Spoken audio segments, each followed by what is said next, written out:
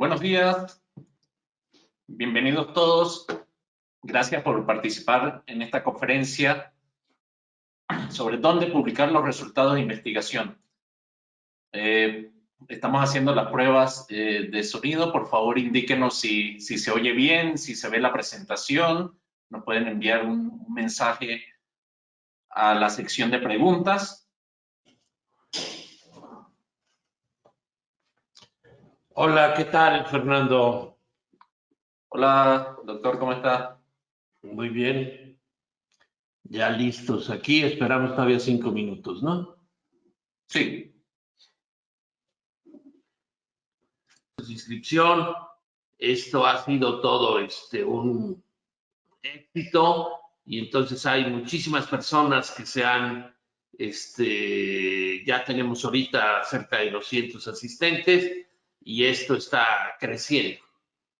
Entonces, bueno, la idea es poder compartir con todos ustedes algunas ideas y vamos a ver. Creo que esto es parte del éxito o esta gran cantidad de inscritos, que en realidad se inscribieron cerca de 1000 personas, ¿no? Obedece en primera instancia a la presión que tiene todo el académico, todo el investigador a publicar. Donde hoy pareciera ser que parte importante del reconocimiento institucional que tenemos, parte importante aún de nuestro nivel salarial, está dependiendo directamente de este tipo de cosas. Y entonces hay una sobrepresión también sobre las revistas y esto está alargando múltiples procesos y en ciertos sentidos, como no se alargan los procesos de evaluación, pues nosotros estamos siendo afectados por eso. Entonces vamos viendo. En primer lugar, digo que esta va a ser una exposición práctica. No vamos a hacer cuestionamientos de los sistemas que voy a exponer. No vamos a hacer, esta no es una crítica o un análisis de comunicación científica. Esta es una exposición totalmente pragmática de dónde podría publicar. Y entonces mostraremos un conjunto de posibilidades y ustedes irán anotándolas, tomándolas, que les ayudará a tomar decisiones. También tengamos en cuenta, y de manera muy clara, que no vamos a resolver el problema de dónde publicar a partir de esta exposición, pero sí vamos a tener muchos mayores elementos para poder tomar una decisión. Eso es lo que yo les garantizo. Sin embargo, siempre hoy en día, cosa que no sucedía antes, la publicación de un artículo pues tiene una problemática distinta por el contexto que vamos a ir viendo y entonces exige mucho más atención y mucho mayor precisión por parte de nosotros en todas las cosas. De hecho, podemos decir que anteriormente un artículo dependía de que se aceptara, dependía en buena medida de la lógica de argumentación, de la calidad del mismo. Y hoy te podemos cuestionar completamente esta idea, donde primero hay que ajustar perfectamente nuestro artículo a la temática o al scope de la revista. Este es el primer punto. En esto volveremos continuamente porque es una de las mayores causales de rechazo el día de hoy. Ya lo era antes, pero esto se ha incrementado significativamente. Se ha incrementado significativamente, ¿por qué razón? Porque las revistas reconocidas han incrementado el número de recepción de artículos. En consecuencia, tienen mucho mayores posibilidades de incrementar sus tasas de rechazo. Y al incrementar sus tasas de rechazo, pues lo primero que eliminan en una revisión editorial es precisamente que no se ajuste perfectamente el tema o el tratamiento del tema a el scope, a la política editorial, al interés de divulgación de la revista. Entonces, esto es algo que debemos tener totalmente en cuenta.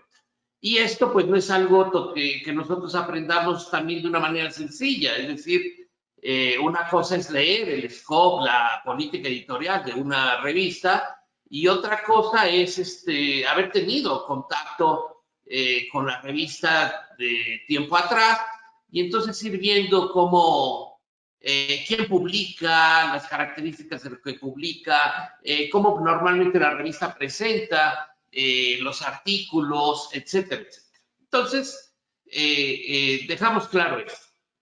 Hoy se presentan nuevos problemas y dos, haremos una exposición práctica donde no haremos cuestionamientos, aunque si ustedes desean, podemos ser más críticos en la fase de las preguntas.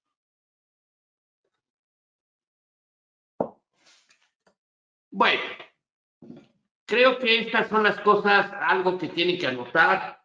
Si ustedes copian esta información, pues creo que les ayudaría bastante. Bueno, en primer lugar, tenemos que hacer seleccionar revistas. Y lo primero que tendríamos que hacer es, del volumen de revistas que hay, al rato voy a utilizar un ejemplo de demografía y en particular de migración, del volumen que hay de revistas de demografía, pues encontramos alrededor de unas 10 revistas por el título, no nos pusimos a revisar cada una, que trabajaban cuestiones de migración. Y a partir de ello, pues, se tiene que hacer una selección de 3, 5 primeras revistas. Y sobre esas, pues determinar dónde. Y para ello tenemos que identificar diversos puntos. Uno, la temática, el elemento central y lo que venía diciendo. Que el artículo se ajuste claramente a las directrices editoriales temáticas de la revista. Que encaje, que sea exactamente el material que están buscando los editores. Esto nos garantiza una primera recepción y una aprobación editorial, claro, si se cumplen otros elementos. Por otro lado, tenemos que revisar con toda claridad los criterios de envío. Estos criterios que parecieran simples y generales, pero cada revista tiene elementos particulares.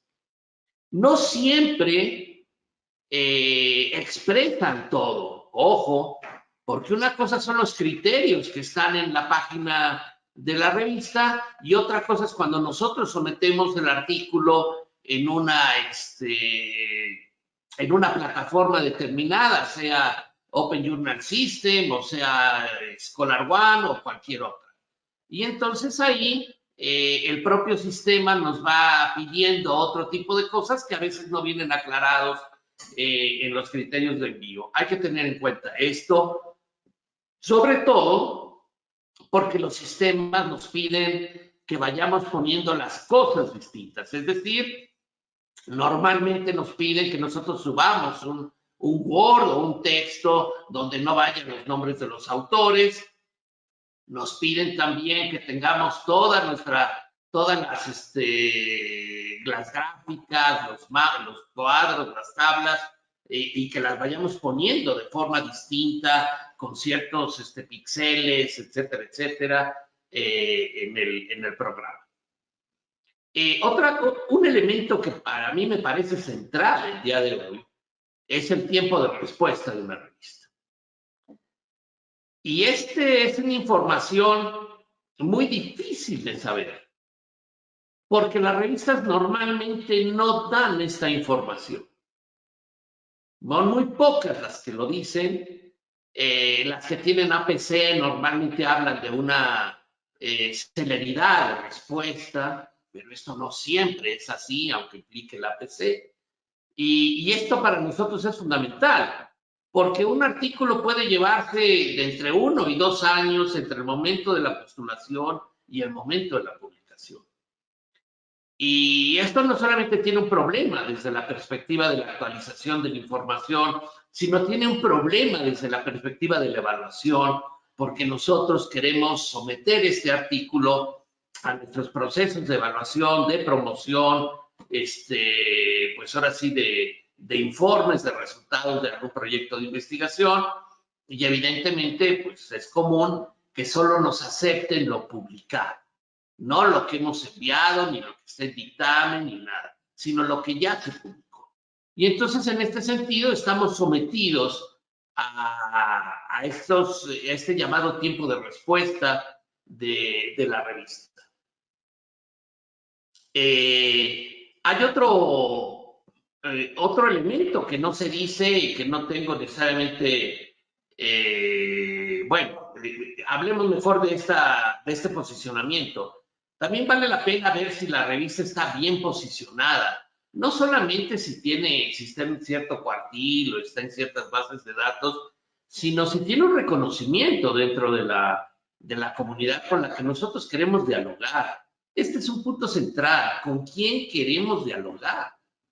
Es decir, ¿solo queremos publicar o queremos dialogar con alguien en particular? Y si queremos dialogar con alguien y con un público en particular, pues qué sé yo, si yo quiero discutir mi problema solamente con la gente del país, principalmente, pues evidentemente deberé escoger una revista nacional. Eso no hay ninguna duda. Si yo tengo una problemática regional y quisiera discutirla con los investigadores de la región, pues tengo que escoger una revista que esté posicionada al interior de la región. Y si la temática es internacional, quiero decir que todas las comunidades, toda la comunidad epistémica va a poder estar interesada tanto en Finlandia como en Tierra del Fuego, como en Nezahualcóyotl, de esta temática, pues entonces sí lo puedo publicar en una revista internacional y demás. Otro elemento es que revisemos 3 veces las características editoriales. En verdad, siempre se nos va algo. Porque tenemos que llegar a la conclusión que nuestro trabajo encaja perfectamente en una revista.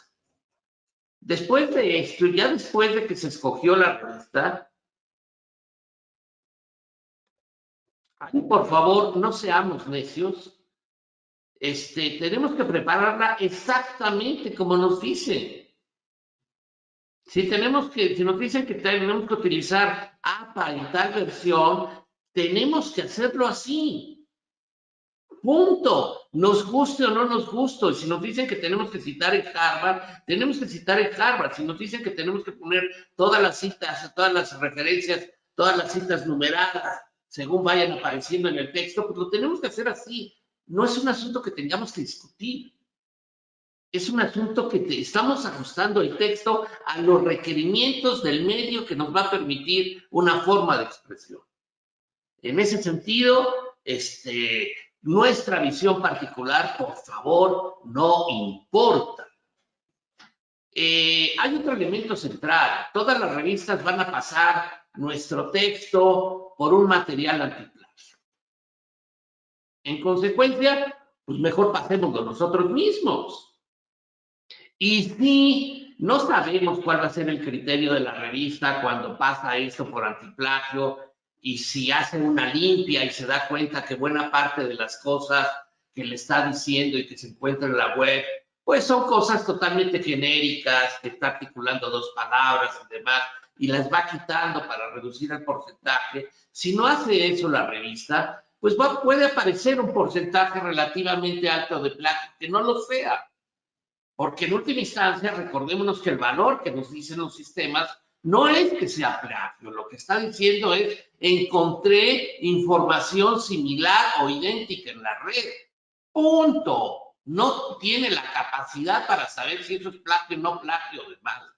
Esa es una inferencia que hace ya el que está marcando esto. Entonces, si nosotros nos damos cuenta que hay algún párrafo que no citamos, pues aprovechamos para citarlo, que se nos pasó por alguna circunstancia.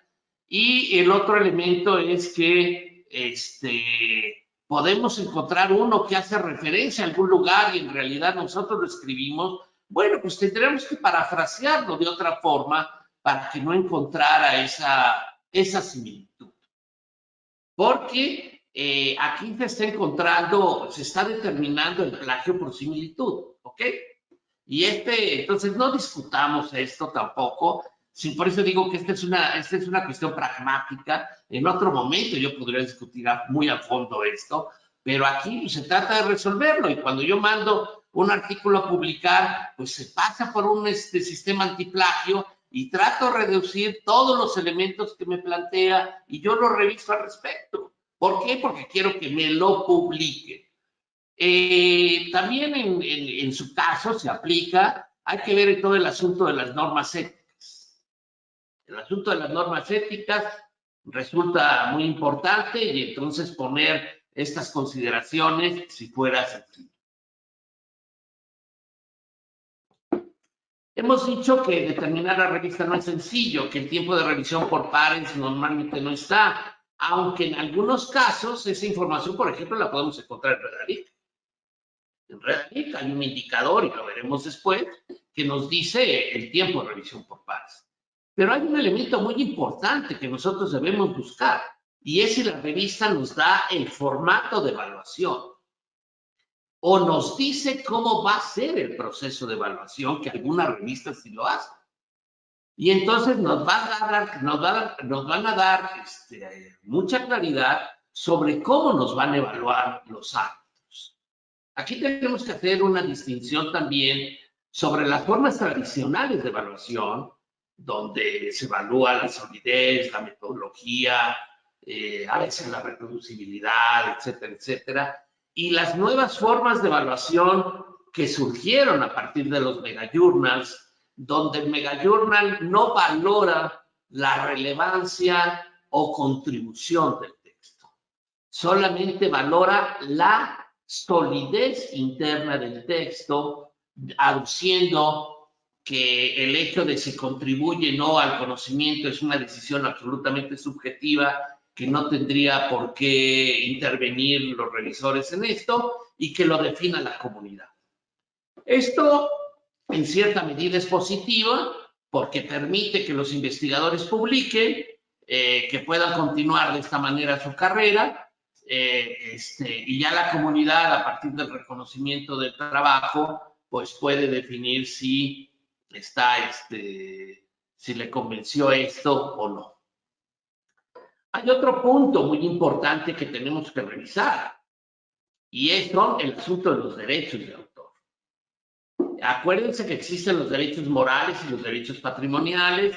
Los derechos patrimoniales son los derechos de copia, de reproducción, de distribución, de cobro.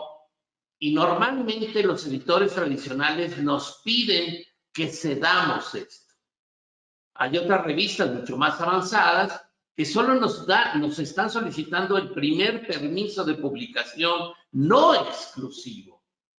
Y esto querría decir que entonces podemos poner nuestro trabajo en nuestra propia web y demás. Pero si nosotros cedimos todos los derechos patrimoniales y la política de la revista tiene un proceso de embargo muy fuerte, pues tendremos que discutir, dependiendo del país, si el uso de la revista, si en sistemas educativos, del texto que nosotros entregamos, si se lo damos a los alumnos o no, si todo esto está permitido en la legislación de nuestro país. En nuestro país, en México, normalmente esto está permitido si se hace con fines educativos no comerciales. En Estados Unidos está permitido bajo un concepto que se llama uso justo de la información, y así cada país tiene sus propias particularidades. Pero tenemos que tener en cuenta esto, sobre todo cuando estamos hablando de derechos de autor y de acceso abierto, etcétera, etcétera, de independencia, del conocimiento. ¿Por qué? Porque cuando entregamos los derechos patrimoniales, estamos entregando el control absoluto de nuestra información. Hay otro elemento que nos parece fundamental, que hoy tenemos que revisar y que antes no revisábamos y que hoy nos debe parecer fundamental: la periodicidad de una revista. ¿Por qué razón? Porque si la revista es mensual, pues evidentemente tengo mucho más posibilidades de que si mi artículo es aceptado, salga pronto. Pero si mi revista es un anuario y si reviso todos los anuarios de la revista y solamente tiene 15 artículos, pues yo me tendré que preguntar, ¿ya tendrán los 15 artículos aceptados para este número? Porque si ya los tienen, no necesariamente es una obligación de la revista decírmelo, yo mando el artículo y se queda en el limbo y esto se va a publicar quién sabe cuándo.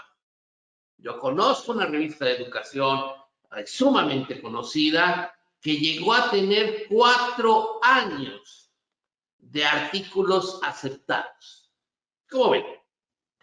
Pero la revista no quiso cambiar su periodicidad ni quiso aumentar el número de artículos por volumen o por número, pues porque los editores siguen tomando, desgraciadamente, decisiones a partir de la época de Gutenberg y determinados por el elemento físico, a pesar de que muchas de estas son revistas electrónicas. En una revista electrónica, pues no veo por qué razón tengan que ponerse 15 o 12 o 10 artículos y no poner más, ¿no? Yo diría, tendrían que ponerse los artículos que fueron aceptados, que pasaron los procesos de revisión por pares. Porque si no, como que tenemos una cosa engañosa. Supuestamente mandamos a revisar por pares, pero en realidad el editor va por 12 artículos para cumplir su número. La pregunta es, ¿nosotros estaremos dentro de estos 12 artículos que está buscando el editor para cerrar su número? Bueno, pues esto resulta difícil desde esta perspectiva, donde entonces la periodicidad es importante. Hay otro asunto central. ¿Queremos publicar en otro idioma? Sí, ya sabemos que los artículos en inglés se citan más veces que los de español. No nos lo tienen que decir. La pregunta es, ¿yo puedo escribir en inglés? Sí, ya sé que todos sabemos un poquito y que creemos que normalmente manejamos más el inglés de lo que realmente lo manejamos. Pero yo sí pienso, o así lo hemos hecho cuando publicamos un artículo en inglés, siempre lo mandamos a una revisión profesional. Siempre. Y las correcciones son sustantivas. ¿Por qué? Porque hay otra manera de expresar, de comunicar, el lenguaje se expresa de forma distinta. Y yo creo que deben tener en cuenta esto. Y entonces, si ustedes lo mandan a una revisión profesional, pues un artículo tradicional les va a costar entre 15 y 30 mil pesos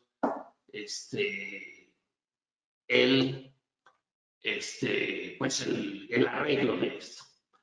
Otro elemento central es que ustedes como autores, supongo que las cerca de 400 personas que están ya ahora en línea, deben tener ORCID. Y si no, lo primero que tienen que hacer es ir a sacar su ORCID hoy, ahorita. ¿Por qué razón? Porque todas las revistas les van a pedir ya ORCID.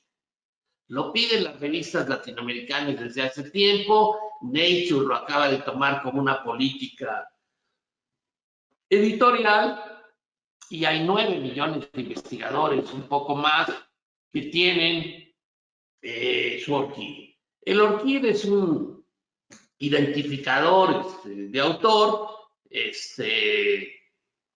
que tienen que tenerlo. Y si no, pues si ustedes no tuvieran ORCID y se los pide la revista o un autor no lo manda, pues ya estaría mostrando bastante novatez en este asunto o falta de práctica. El simple hecho de que los autores manden sin el ORCID ya quiere decir estos muchachos no tienen mucha experiencia en este asunto y eso lo tomo en cuenta. Hay otra cosa que a veces queremos hacer y es mandar revisiones a nuestros amigos o a nuestros colegas. Y yo no se los recomiendo, la verdad. Creo que todos van a ser parciales. Les recomiendo que manden pedazos. ¿Qué te parece este resumen? ¿Qué te parece la metodología? ¿Qué te parece la construcción del universo? ¿Qué te parece esta conclusión? ¿Qué te parece esta forma de visualización de datos? Etcétera, etcétera, etcétera. Una pregunta concreta, sí se las van a responder bien. Pero pedir una revisión a un amigo de todo un trabajo que uno ha hecho, es muy difícil que nos respondan con absoluta honestidad. Y nosotros además nos estamos metiendo en un enredo que no hay necesidad, ¿no? Hay algo que algunas revistas piden y que a ustedes les conviene, a todos nos conviene tener, que es la cover letter, que es la carta de presentación, y que nosotros todos deberíamos escribirla y a lo mejor le hacemos cierto ajuste al artículo a partir de esto. Es decir, ahí tenemos que justificar nuestro artículo. ¿Por qué es importante que se publique? Y nosotros tenemos que decir lo que aporta a la revista y a la disciplina. Entonces, si nosotros lo escribimos, pues, y estamos muy seguros de esto, de un aporte sustancial, pues entonces es muy probable que podamos continuar con esto. Hay algo hoy que un artículo tiene y que anteriormente no tenía, que es todo este material suplementario, que a veces existen sitios donde se pueden subir.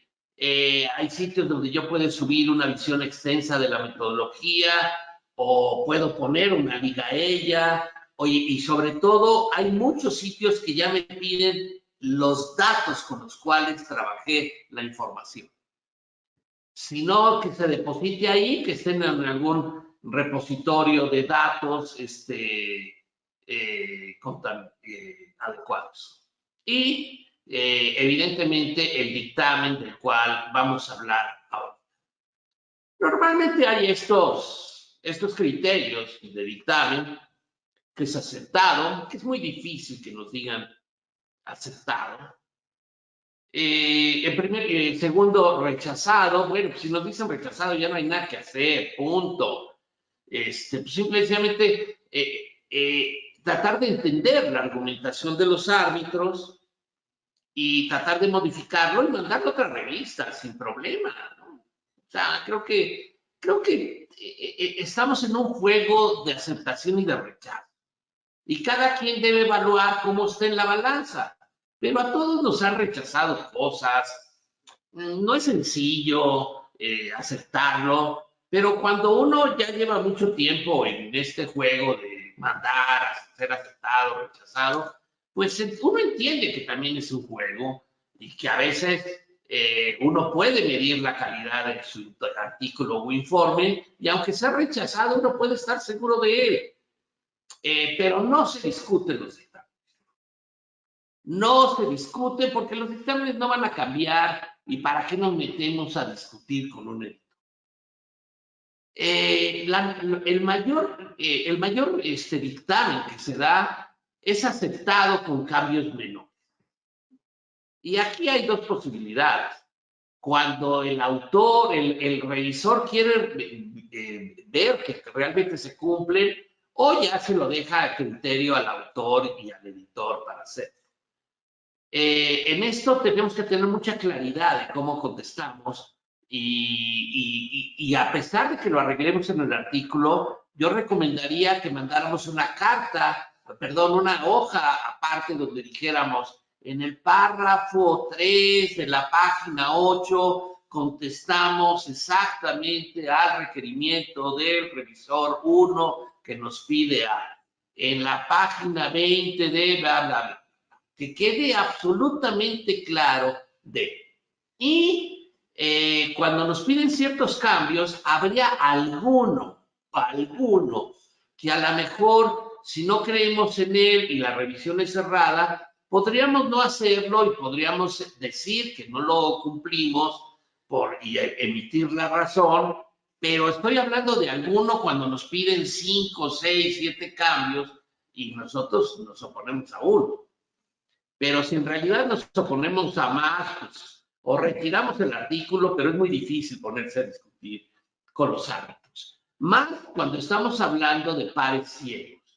Si fuera un sistema de revisión abierta, fluida, si hubiera un canal de comunicación entre el árbitro y el autor, pues entonces podría ser diferente. Y si se nos acepta con cambios mayores, pues en realidad lo que nos están diciendo es que tiene posibilidades de ser un buen artículo, pero que tenemos prácticamente que volver a hacer. Entonces ahí hay que decidir.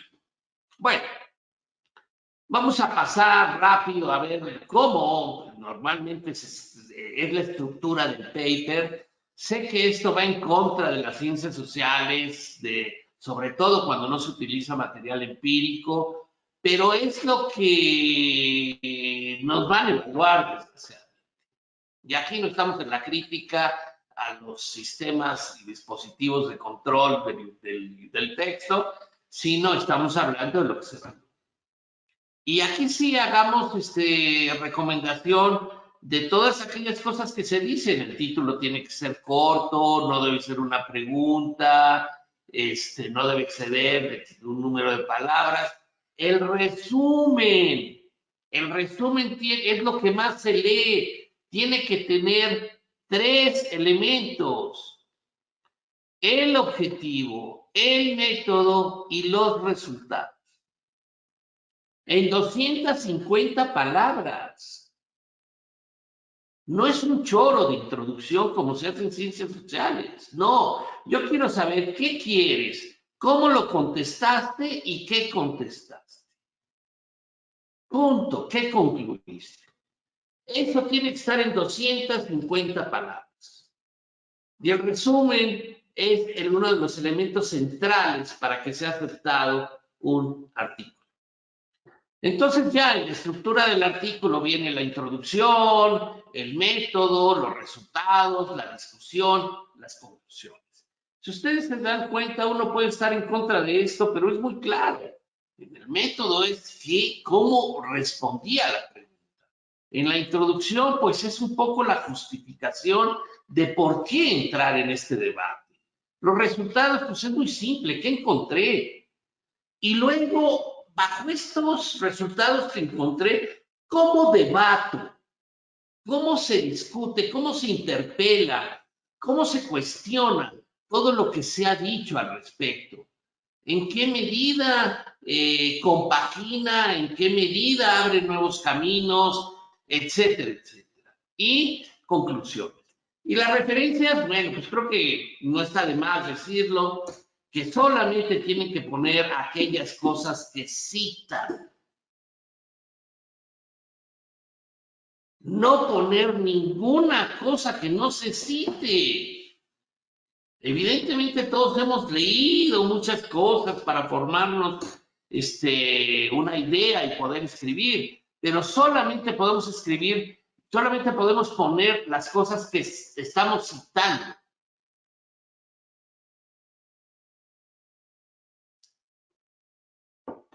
Bueno, llegamos a uno de los puntos centrales. Publish or fail. ¿Por qué queremos publicar? Porque nos los están exigiendo nuestros sistemas de evaluación institucionales y nacionales. Pues bueno, si vamos a publicar para eso, pues entonces cumplamos así, sin más, lo que nos están pidiendo en los sistemas nacionales e institucionales. No lo discutamos.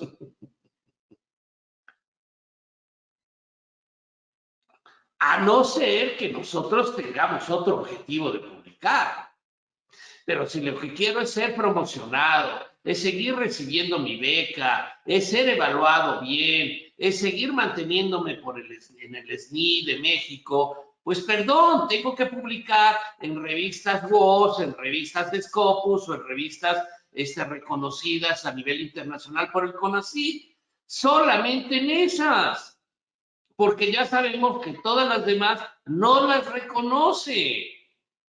¿Que eso está mal? Evidente, todo el mundo ha dicho que eso está mal, no tiene ninguna justificación, de hecho es estúpido.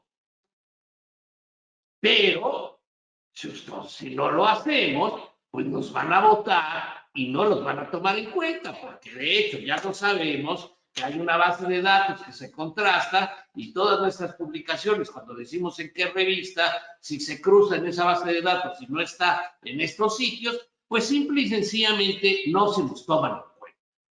Y punto. Ahora, si lo que quiero es dialogar, no necesito los puntitos, ni me interesan las becas, ni estoy buscando promoción, etcétera, etcétera, que también es el caso de muchísimos investigadores.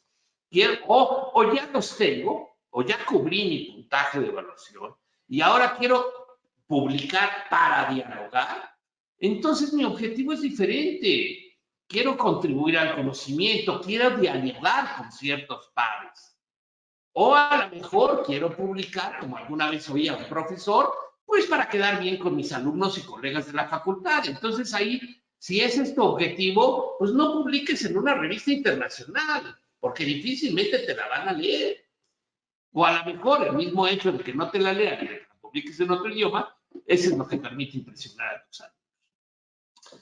Creo que en estas cosas tenemos que ser muy claros, muy sinceros con nuestros objetivos, más allá de las críticas y de las posturas políticas que evidentemente todos las tenemos. Yo en lo particular no publico en ninguna revista que no sea de acceso abierto y no publico en ninguna revista que no sea, que tenga APC. Ese es un principio político que tengo, aunque alguna vez he publicado en alguna revista comercial, no sabía las condiciones de estas, y un día después de que 2 años estuvo circulando ese documento en revistas de acceso abierto y no nos contestaron, pues sí terminamos un artículo haciendo pago de una revista de acceso abierto que se ajustaba a nuestras necesidades. Pero en general no publico en revistas de APC, ni publico en revistas que no sean de acceso abierto. Punto. Y si me invitan a un libro, cualquier cosa, si no es de acceso abierto, no participo. Punto. Pero esa es una consideración mía. No tengo, ni siquiera se las quiero vender. Simple y sencillamente digo que cada quien debe tener sus cosas. ¿Y cuáles son las decisiones básicas que tenemos que tener? Y van a ver cómo, si contestamos a esto, vamos a reducir el universo completo. Ok, a ver. ¿En qué idioma queremos publicar? No, pues quiero publicar en inglés. Ok, ¿puedes? ¿Tienes los 20,000, 30,000 pesos para que te hagan una revisión profesional del idioma?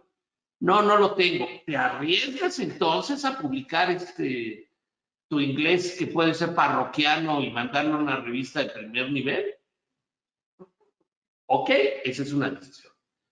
Pero si decidieran ustedes que quieren publicar en español, bueno, pues pues ya redujeron el universo, ya quitaron el 95% de las revistas que están en las principales bases de Wall Scopus, ¿no? Ya así de simple, tendrían ustedes que escoger en el 5% de las revistas. Entonces, ¿importa el país? Es decir, no pueden publicar en las revistas de su país, o les valoran más cuando están publicando en otro artículo, en otro país. Quieren publicar en la región, en otro.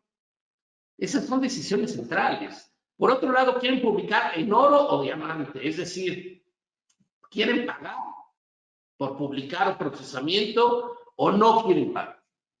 Ya sabemos que en América Latina la mayor parte de las revistas, el 95% de las revistas, no tienen APC, pero sabemos que también hay un plan S que está haciendo modificar todas las revistas de suscripción y hacia revistas de co. Y que hoy se está cobrando ya no al lector, sino al autor.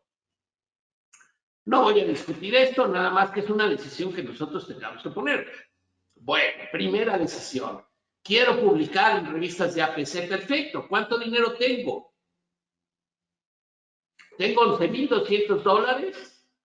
Si tengo $11,200, puedo publicar en Nature. Si tengo $5,900, puedo publicar en SER. Y así, Y en promedio lo que se pide más o menos son $2,500. Y hay algunas revistas que nos piden $100 o 150, las menos evidentemente. Entonces también, si yo decido publicar en una PC, pues al rato les voy a tratar de decir cómo podemos tener una base de datos y entonces hacer un proceso de esto. Pero si ustedes se dan cuenta, decido publicar, pero solamente tengo $300 para publicar, bueno, pues entonces busco todas las revistas de APC que tengan menos de $300 y veo si dentro de ellas hay alguna que me interesa. Estas son decisiones totalmente pragmáticas.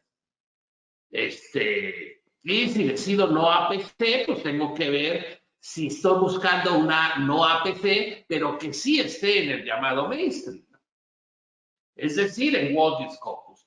Y si está en World Scopus, tengo que preguntarme si la quiero en cual que esté nada más en la base o de plano la quiero en cierto cuartil, en el 1, en el 2, en el 3 o en el 4. ¿Por qué? Pues porque me pagan lo doble o me valen lo doble si está en uno o en uno o en otro. O en mi institución no me toman el 4, ya no lo toman, tiene que estar en el 3, en el 2 o en el 1.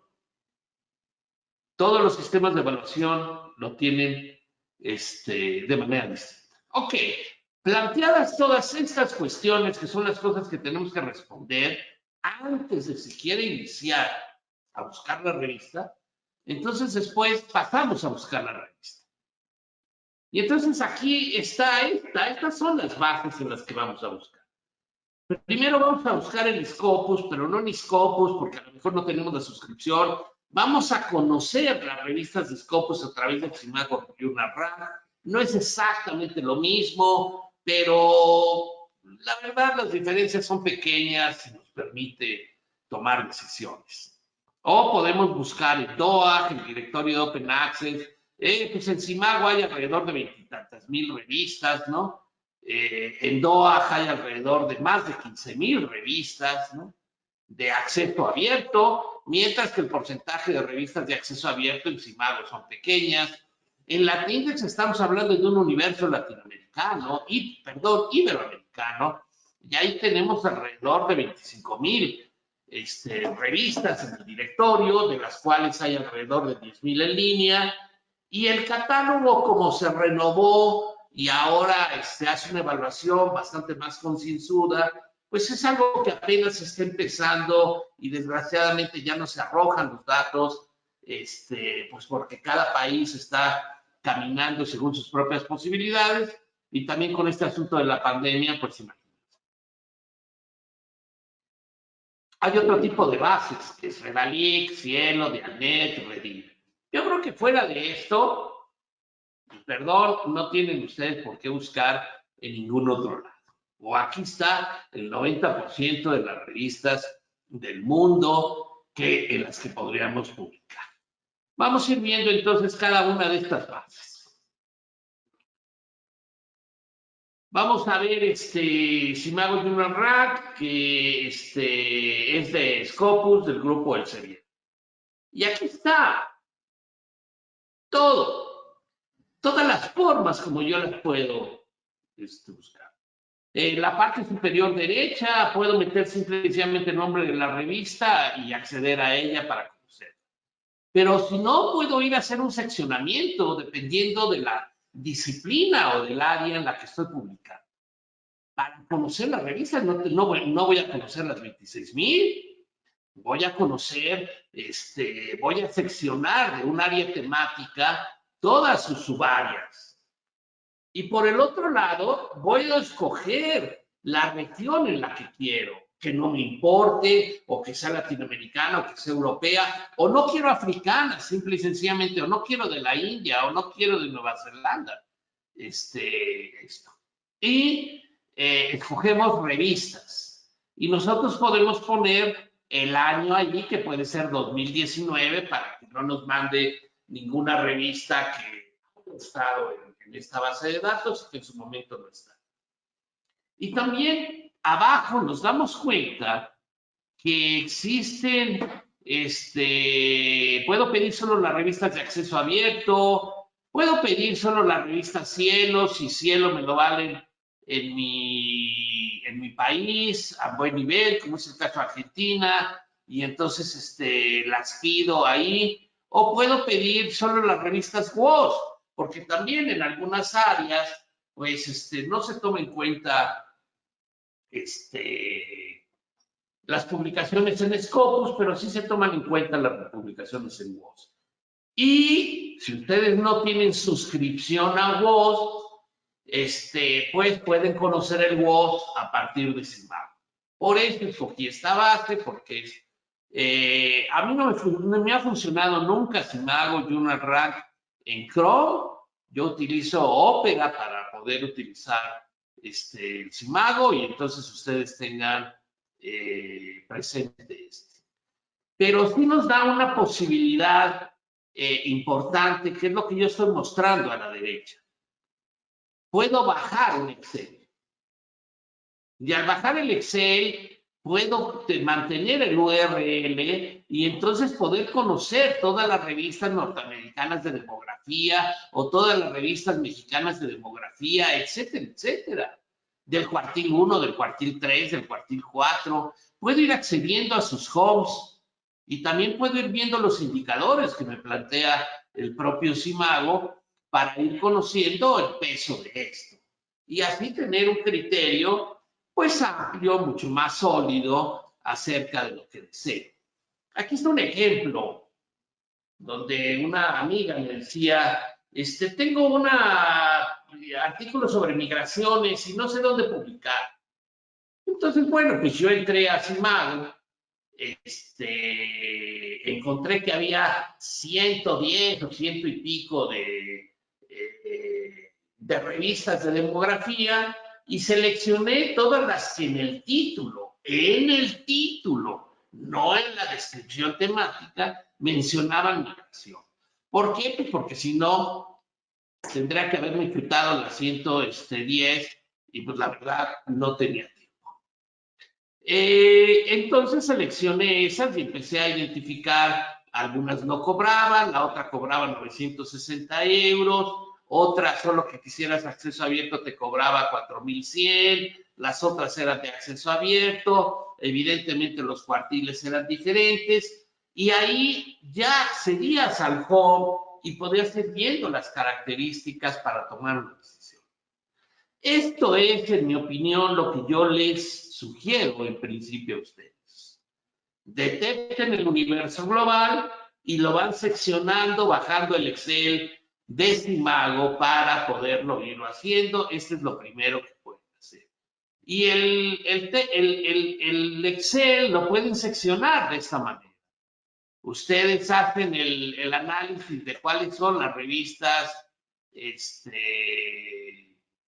pues según el cuartil, tienen ahí un conjunto de informaciones, las van seccionando y si ustedes ponen filtros como se los estoy mostrando del lado derecho, pues ustedes pueden identificar todas las revistas de demografía de África o de Latinoamérica o de cada país y así pueden ir jugando y pueden ir sacando una primera lista. Pero esto es evidentemente una especie de juego. Cuando encuentran una revista, ahí estamos hablando todavía en Simago, entran a sus indicadores. Y ahí está, donde les dice el cuartil, donde les dice cómo ha evolucionado las citas, donde les dice el porcentaje internacional de colaboración. Por ejemplo, esta revista tiene un mínimo porcentaje de colaboración, les dicen los documentos citados, etcétera, etcétera. Un conjunto de datos. Y permite que le hagas ahí donde dice homepage y te vayas directamente a su página para ver un conjunto de características. Entonces, esta me parece una buena manera de empezar. Lo otro es con revistas de acceso abierto, que si bien todas son de acceso abierto, algunas son de cobro y otras no son de cobro. Igual, entramos a la sección de buscar Y en la sección de buscar, vemos que podemos ir buscando por tema. Ahí vemos que me da 10 temáticas, pero yo sobre ese 10 puedo hacerle clic y ponerle 20 o 50 o las que quiera y se me van a desplegar para abajo. Por eso abajo les puse 20 y se me desplegaron evidentemente las 20. Estamos hablando aquí de 15,496 revistas y de 5,5 millones de artículos. Y toda esta información igual la tenemos dentro de DOA. Y entonces podemos hacerlo a través ahí de buscar. Entonces entramos y vemos estas características. Puedo entrar a las disciplinas, puedo buscar las que tengan el sello DOA, que en realidad habría que averiguar si el sello DOA para nosotros significaría algo desde la perspectiva de publicar. Puedo aún escoger una revista por su propia licencia de acceso abierto, que en este caso no sé si eso nos interese, y puedo buscarla también dependiendo del editor. Ahí vemos evidentemente a los editores comerciales, que son los mayores, pero también hay muchos editores universitarios, hay mucha prensa universitaria sobre esto, y entonces aquí nos está mostrando todas las revistas de acceso abierto. Cuando yo entro a un área como esta de ciencias sociales, encuentro una revista, Perspectivas de Terrorismo, veo un conjunto de datos, veo la editorial, la sociedad, el país editor, la plataforma, la fecha en que fue añadida al DOAJ, la actualización, y si tiene cargos de publicación o no los tiene, y tiene un conjunto de información editorial, cuál es su forma de revisión por pares, su consejo editorial, sus objetivos, sus instrucciones para autores y la liga a su propia página. Entonces, si ustedes se dan cuenta, no es que DOAJ, al igual que Simago, lo estoy buscando para poder acceder a la información central de la revista. Y entonces después hago clic en su punto y me voy a la revista tal cual y ahí reviso entonces el proceso de revisión por pares, los asuntos de evaluación, etcétera, etcétera, etcétera, y ya. Creo que el proceso es totalmente claro, ¿no? En su caso, igual, si me voy a Latindex, pues me doy cuenta que tengo una posibilidad de búsqueda por directorio, por catálogo, por revista, y en la búsqueda avanzada puedo seleccionar un conjunto de cosas, identifico una revista y me doy cuenta de toda la información que me está dando. Del responsable, su correo, en qué lugares está indizada, en qué lugares está a texto completo, y entonces puedo ir a revisar. Todos normalmente tenemos un área de publicación, entonces en consecuencia vamos a ir explorando y vamos a ir entendiendo las revistas que están en nuestra área. Y al principio esto va a ser relativamente nuevo, novedoso, pero cada vez las vamos a ir aprendiendo. Es el mismo caso con Redalytics.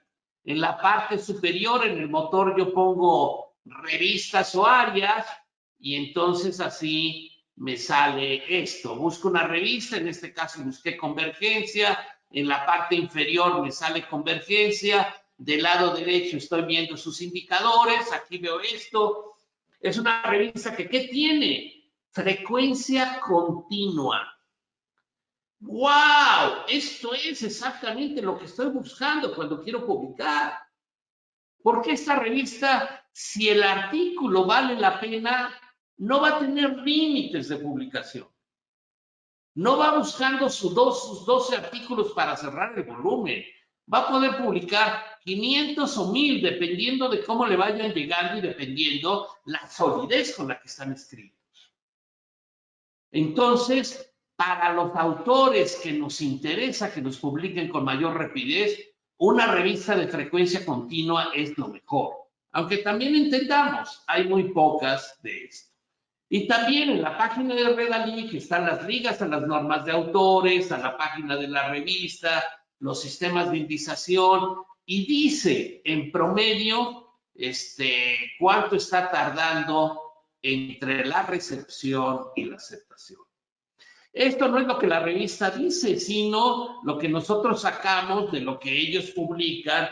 La revista fue, el artículo se recibió en tal fecha, el artículo fue aceptado. Nosotros capturamos esos datos, hacemos la suma en términos de días, sumamos por todos los artículos que encontramos, los dividimos por el número de los artículos y entonces encontramos el promedio.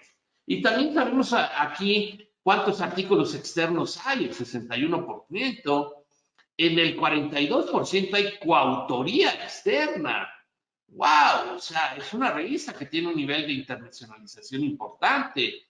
Su esfuerzo editorial es 1.3, o sea, publica por cada artículo promedio que publica la disciplina, ellos publican prácticamente 1.4.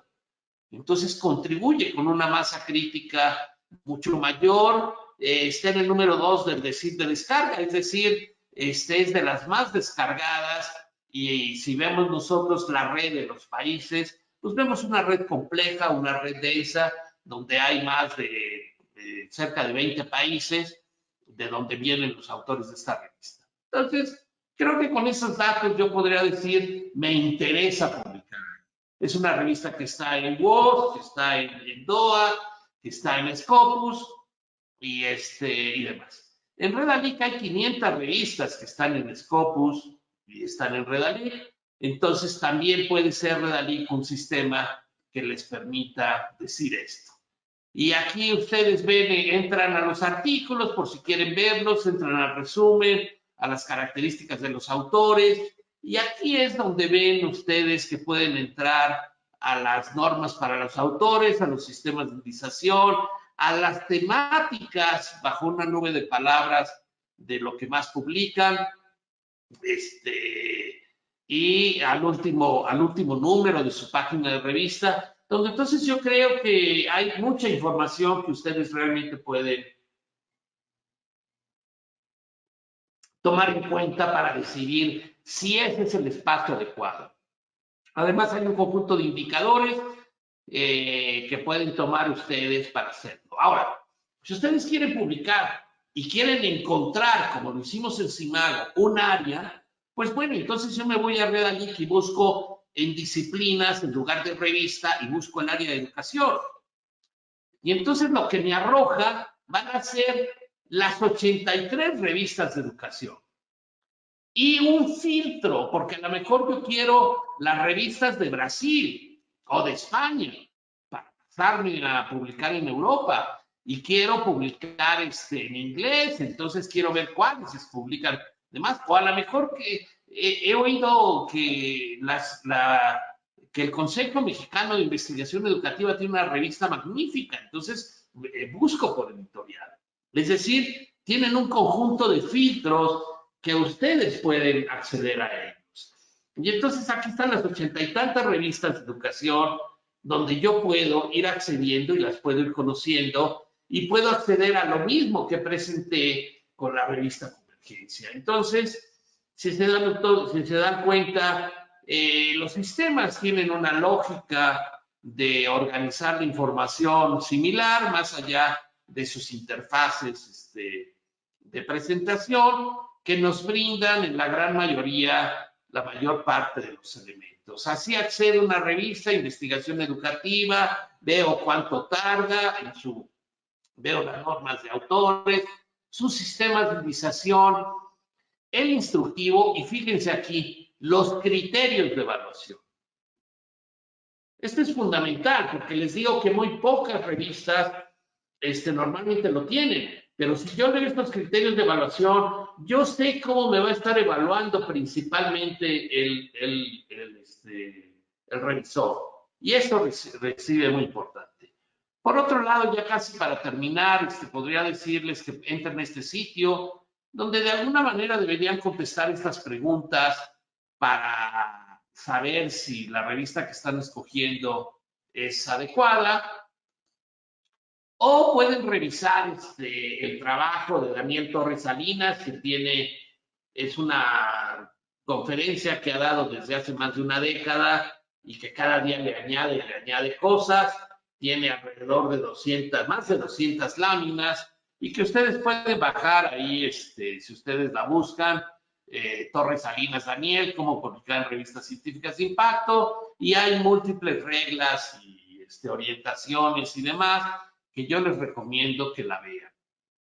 Y por el otro lado, para terminar, entramos a un punto central que son las llamadas revistas de predadores. Es decir, estas revistas que han crecido profundamente, que de hecho han llegado a publicar cerca de 500,000 de artículos, que cobran tasas muy bajas de APC y que en realidad son un engaño absoluto. Y que muchas veces los investigadores no saben que existen. Por eso les estoy poniendo esto, es decir, si ustedes tienen duda de una revista, pues vean ustedes en la lista de Bell, o vean ustedes en el artículo de Codina, o de cómo pueden más o menos ustedes identificar esto. Hay un trabajo también de Senyu Shen y Christian Björk respecto al avance de las revistas depredadoras, y vean ustedes cómo crecen de manera importante y normalmente son multitemáticas. Eso es importante. Y aunque la distribución de los editores están muy centrados en la India, en África, y eso resulta importante, igual los autores, ¿eh? Son los autores de la India, los autores de Asia, los que normalmente publican en estas revistas. Ese es el publish or perish, y como normalmente no, las autoridades no saben entonces si esto está, normalmente no están, es decir, ustedes no se encuentran en ninguna revista depredadora, ni en Red Alert, ni en Cielo, difícilmente en Dialnet. Es más fácil que lo encuentren en Scopus. De hecho, había una revista depredadora venezolana que se llamaba Espacios, perdón, que era claramente una revista depredadora, y ya. ¿Cómo podemos saber si crece? Bueno, si cambia de un elemento de periodicidad, al cambiar el elemento de periodicidad, no como Convergencia, porque Convergencia cambió su periodicidad, pero no metió APC. Y si pasa de publicar 15 artículos al año a más de 2,000, pero en el momento en el que cambia, pues pasa a cobrar $150 por artículo, y nosotros entramos a su página, no se ve seria, no hay como editores, todo está como oscuro, no podemos encontrar cosas muy claras, solamente nos dice que nos van a responder rápido, pues entonces podemos dudar y empezar a tapar.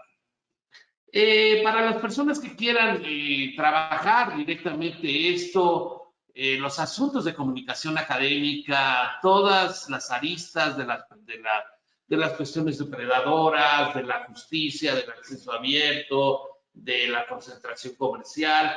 Hay dos magníficos blogs que tratan de esto a nivel global. Es The Scholarly Kitchen, que es un blog donde participan editores normalmente articulados a casas comerciales, pero que eso no quiere decir que tengan visiones críticas, y por el otro lado que evidentemente son expertos de las temáticas que trabajan, porque están publicando de algo con lo cual están viviendo, y un blog que normalmente es más crítico y sí se nutre de múltiples personas, no solo decir que de autores externos, que es el blog de la London School of Economics, que se llama Blog de Impacto, y también les recomiendo estar leyendo esto. Si ustedes se acercan a estos blogs y se suscriben a través de Alerta, échenle ojo, y ahí pueden encontrar ustedes una multiplicidad de discusiones sobre el problema de la comunicación científica. Bueno, con esto yo dejaría, me he pasado de la hora al preguntar, y entonces me gustaría poder conversar con ustedes y poder contestar pues algunas preguntas que ustedes puedan tener y demás, o escuchar sus comentarios. Gracias, Eduardo. En realidad hemos estado respondiendo a algunas preguntas sobre la ponencia, sobre la presentación, pero hay dos preguntas en específico que quisiera a ver si nos colaboran, ¿no? Felipe Rodríguez pregunta que por qué el CONACYT o los revisores del SNI no consideran de valor las revistas de Redalic. Esto limita la importancia de publicar en castellano y que se tenga mayor impacto en la ciencia en nuestro idioma. ¿Qué pasa con eso? ¿Cuál es su opinión? Pues son muy burros, ¿qué te puedo decir? O sea, esa es la primera contestación. Han asumido un modelo de comunicación dominante que está controlado por empresas comerciales y ni siquiera reconocen los esfuerzos regionales, lo que es en principio tonto. Tonto porque son a los investigadores a los que apoyan, a las revistas mismas a las que apoyan y les dan recursos, y de lo que se trata es de expandir a la presencia nacional, ¿no? Pero tonto y desde el principio, porque si nos damos cuenta, el CONACYT, y todavía no ha cambiado hasta el día de hoy, sigue siendo igual, han dicho mil cosas de que van a cambiar, pero bueno, lo único que vemos es constante, son los golpeteos y el aniquilamiento a la ciencia y a la comunidad científica en esta gestión, ¿verdad? Creo que de eso no tenemos ninguna duda. En consecuencia, si los sistemas de evaluación, al menos en 2019, el manual, porque todavía no sale el 2020, está hecho por el grupo Simago, un grupo consultor externo, pues entonces, y que es el que trabaja directamente con Scopus, pues entonces ya entendimos todo. Pero también lo que estamos entendiendo es que el CONACYT no está haciendo su tarea. Y que sobre todo no está evaluando los proyectos nacionales y regionales, porque, insisto, resulta paradójico y una especie de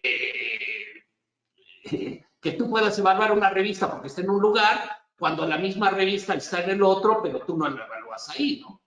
Pero este es el problema del llamado mainstream, de una forma de evaluación que se hace, es la crítica que se le hace al CONACYT, de que nos evalúa por el lugar donde publiquemos y no por lo que publicamos. Y entonces aquí hay una evidente contradicción del Consejo de Ciencia y Tecnología de querer articular las vocaciones, los recursos a las necesidades de la sociedad y por el otro lado evaluar por externo en revistas en inglés, lo digo para las ciencias sociales, no es el caso de las ciencias exactas y naturales, que están controladas en su gran mayoría por consorcios editoriales monopólicos, donde la mayor parte, entonces, imagínense, a mí me da unos recursos con CONACYT y me evalúa con que yo publique 3 artículos en una revista en el mainstream, pero el mainstream me pide que yo ceda mis derechos editoriales y entonces lo que a mí, que me da dinero CONACYT para hacer una investigación, pues termino cediendo mis derechos editoriales y la sociedad que me financió este desarrollo tecnológico después ni siquiera puede acceder a él. Y por eso entonces México paga alrededor de 50 millones de dólares para poder acceder a todas las bases de datos. Entonces, esto es parte de una política integral que no solamente tiene un problema en la evaluación, sino que tiene una política negativa desde la perspectiva de la entrega y del conocimiento. Es ilógico que una política nacional que quiera hablar de independencia, etcétera, etcétera, soberanía nacional, todas estas cosas que hoy se oyen, y que en última instancia no tenga una política de resguardo de los derechos de autor para respaldar el conocimiento que se hace con recursos públicos y que entonces esté a disposición de la sociedad. Claro, tienen el repositorio y todo lo que tú quieras, pero en el repositorio no se pueden poner legalmente los trabajos de los cuales tú hayas cedido los derechos patrimoniales y no te lo permite la revista. Entonces creo que hay un grave error, un graso error. Tenemos 2 años que hemos oído que los sistemas de evaluación han cambiado, pero pues no vemos nada en concreto, los comentarios que nos dan en las redes de las nuevas personas que acaban de ser evaluados, nos dan los mismos comentarios que escuchábamos antes, es decir, el sistema en términos prácticos no se ha modificado en lo absoluto. Y bueno, creo que no son los mejores momentos para la comunidad científica mexicana y para la ciencia bajo la actual gestión, desgraciadamente. Gracias, Eduardo. Y Lorena Toribio también nos hace una pregunta sobre si el CONACYT tiene alguna lista específica de las revistas que acepta para que los investigadores publiquen allí. Lorena, gracias por la pregunta. Pues no, no nos la ha dado a conocer.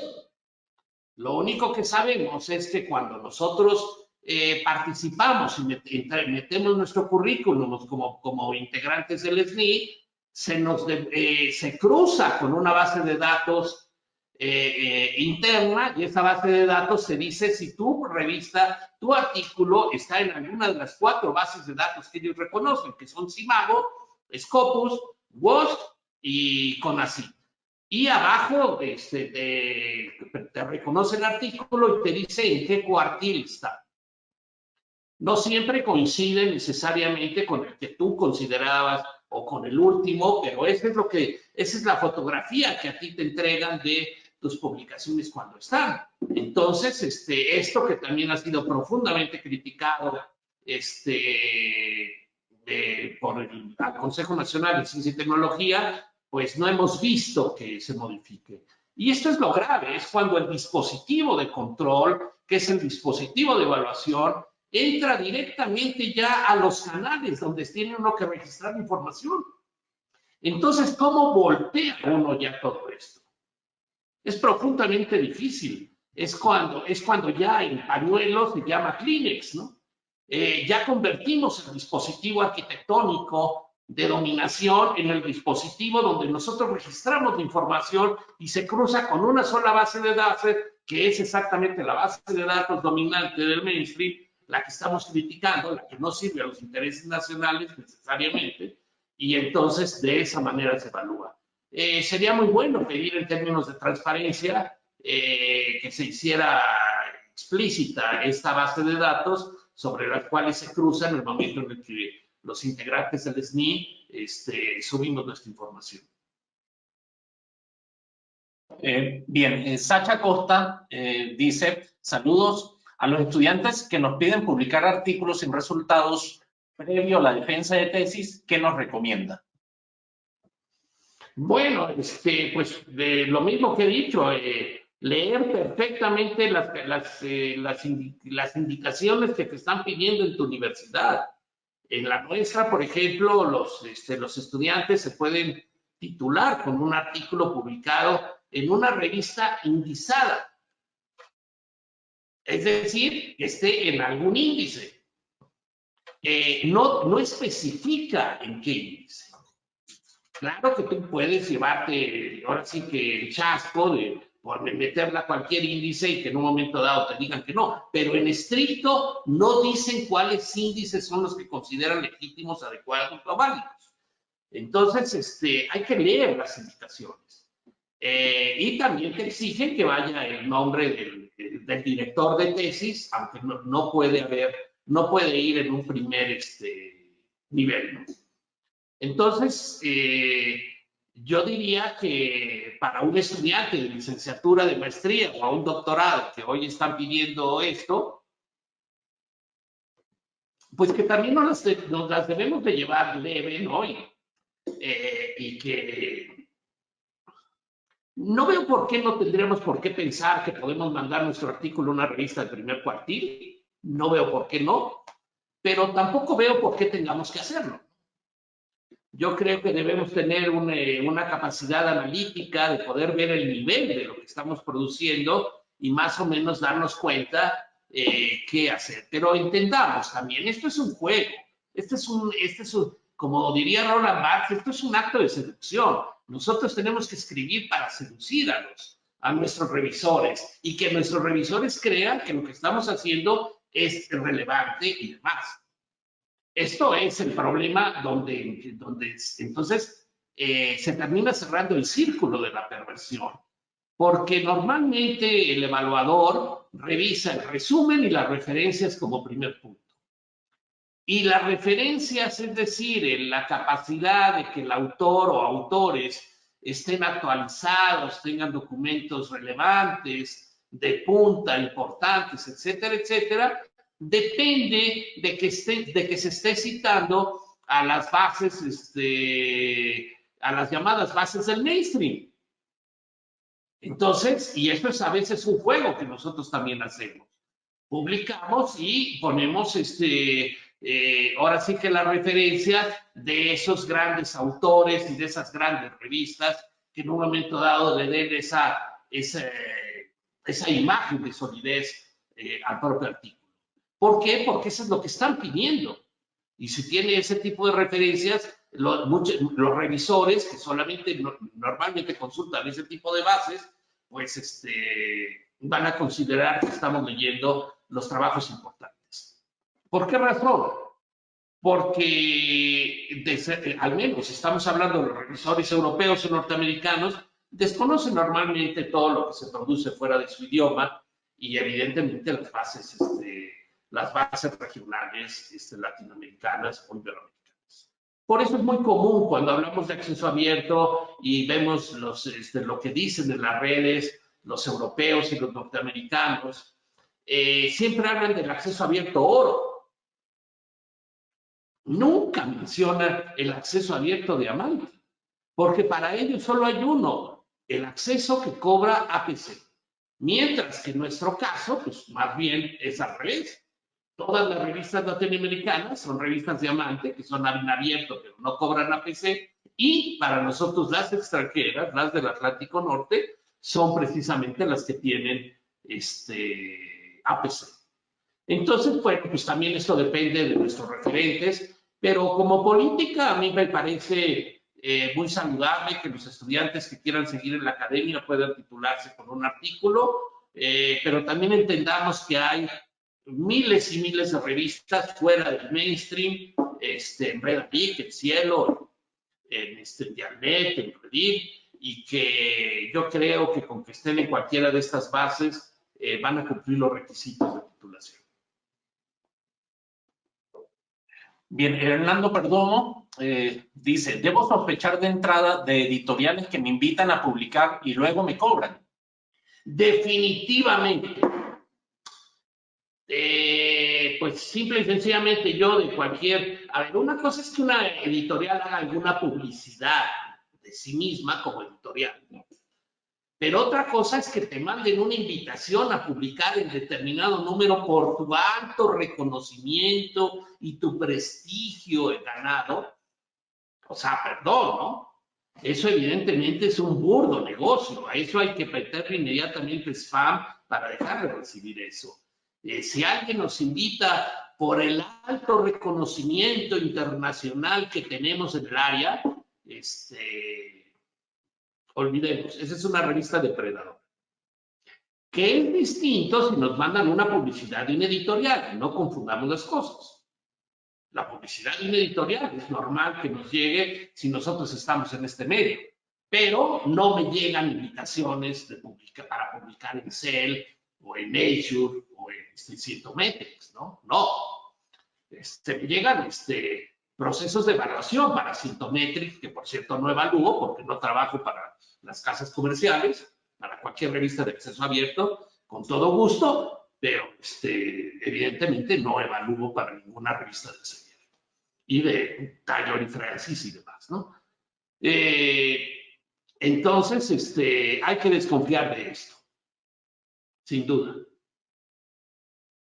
María Elisa Alvarado nos dice, ¿existe diferencia en cuartiles entre las revistas que publican temas de ciencias sociales y humanas y las de ciencias exactas y naturales?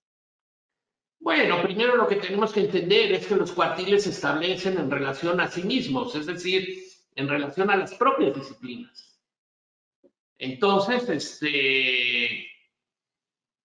pues en ciencias exactas naturales primero hay otra lógica de citación, en consecuencia son revistas que de manera natural tienen un factor de impacto más alto, y en ciencias sociales y humanas, como la subrepresentación del mainstream es tal, nos podemos encontrar cosas patéticas como que hay revistas que están en Q2 y tienen 16 citas, ¿no? No voy a decir el nombre, ya otras veces lo he dicho, pero es patético.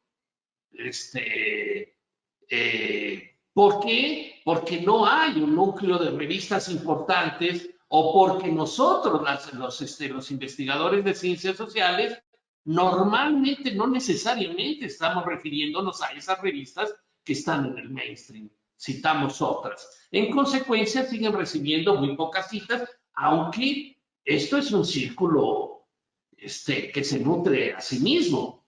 Esto es recursivo. En consecuencia, estas revistas cada vez reciben más. Pero las revistas de ciencias sociales tienen muy pocas citas, tienen factores de impacto sumamente bajos y más evidentemente las latinoamericanas. Si hiciéramos un análisis territorial de las citas, que yo la otra vez lo hice para fines de una conferencia, el 97% de las citas está en revistas ubicadas territorialmente en el norte de la base de datos de Scopus. Claro, me van a decir ustedes, pero es que las revistas son internacionales. Sí, claro, son internacionales. Nada más que la internacionalidad, ellos están ubicados en el norte. Y para que yo publique entonces en esa revista, bajo la transición hoy del Plan S hacia revistas de APC, pues todo el sur va a tener que hacer transferencias de recursos líquidos netos para poder publicar y participar en la ciencia ante un universo donde los recursos son escasos para nuestro propio sistema de investigación. Lady Almeida le hace una pregunta. Concluí mi tesis de doctorado. Con base en su contenido pienso redactar un par de artículos. ¿Es esto correcto? ¿Las revistas aceptan este tipo de situaciones? Pues claro que es correcto. Primero, la revista no tiene que enterarse que tú lo derivaste de tu tesis de doctorado. Bueno, o sea, puedes hacer una referencia, pero no quiero decir que vayas a sacar un capítulo y lo vayas a publicar totalmente. ¿Por qué? Porque si lo hicieras así, muy probablemente no se te va a aceptar.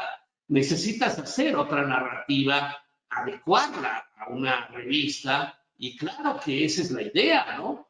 Si no publicas tu tesis como libro, no veo por qué razón. Es más, yo te invitaría a que lo hagas y a que saques 1, 2, 3 artículos, lo que pueda permitirte tu tesis. Claro que está eso y tienes que referirla, pero tú tienes que construir una nueva narrativa. No te estoy hablando que actualices datos, no te estoy diciendo esto. Te estoy diciendo que tu discurso de exposición sea totalmente distinto al discurso de investigación. Y normalmente en una tesis mantenemos un discurso de investigación muy ordenado, pero en un artículo buscamos tener una narrativa totalmente diferente y muchísimo más concreta.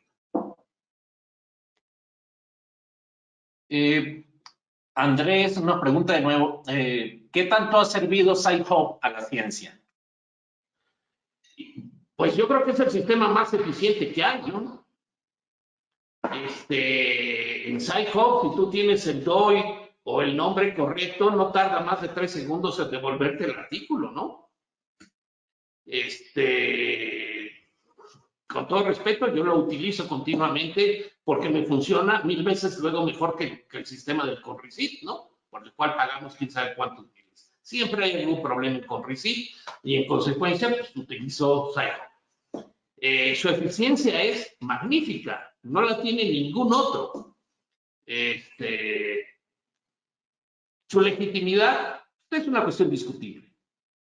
Para mí es absolutamente ilegítimo, aunque es legal, no lo discuto, la apropiación de la ciencia que han hecho las grandes casas editoriales del conocimiento académico.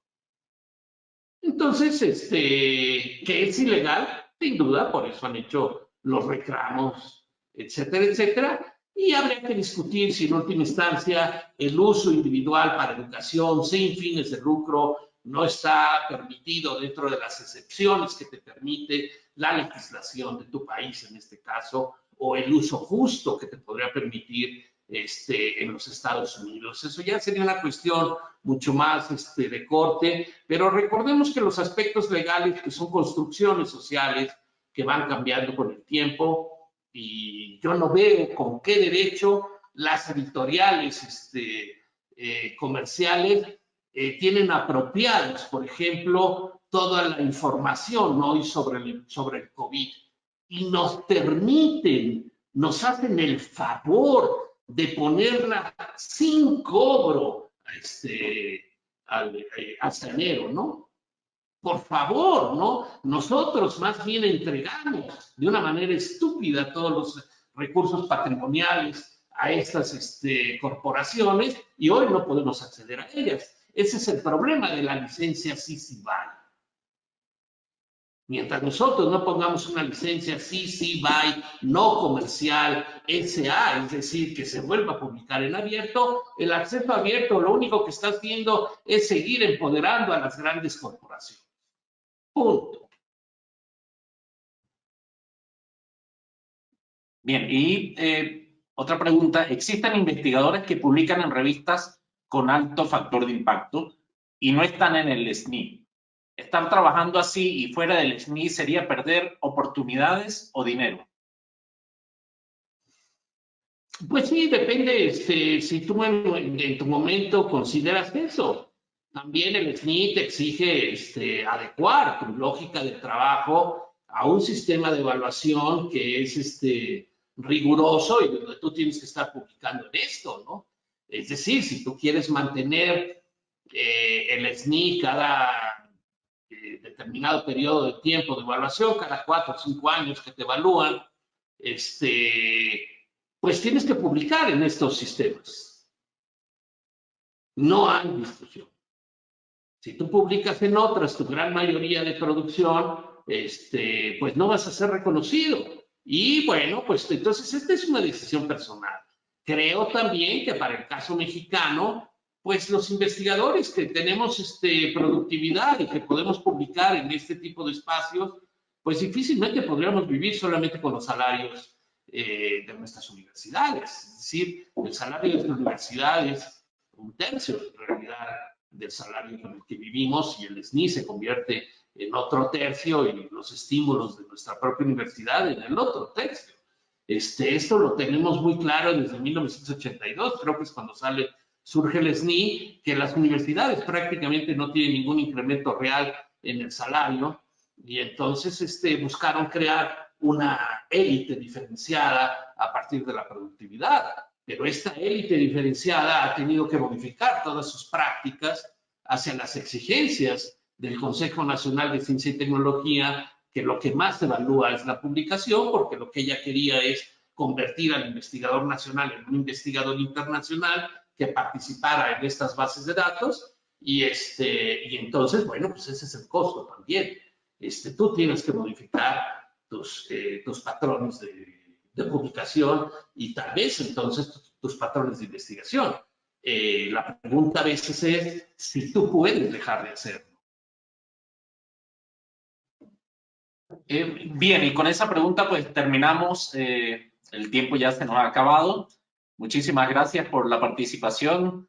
Gracias, Eduardo. Si quieres despedirte de Bueno, pues sí, les agradezco muchísimo a todos los que permanecieron en el sitio, más de alrededor de 350 personas que se mantuvieron en línea. Ojalá esto haya podido servir. Y muchísimas gracias por la atención. Bien, esta sesión fue grabada y será colgada en el canal de YouTube de Redalic. ¿Sí? Esta tarde empezaremos la carga y a más tardar mañana estará en línea. Muchísimas gracias a todos. Gracias por su participación y su asistencia. Muy amables. Hasta luego. Hasta luego. Gracias.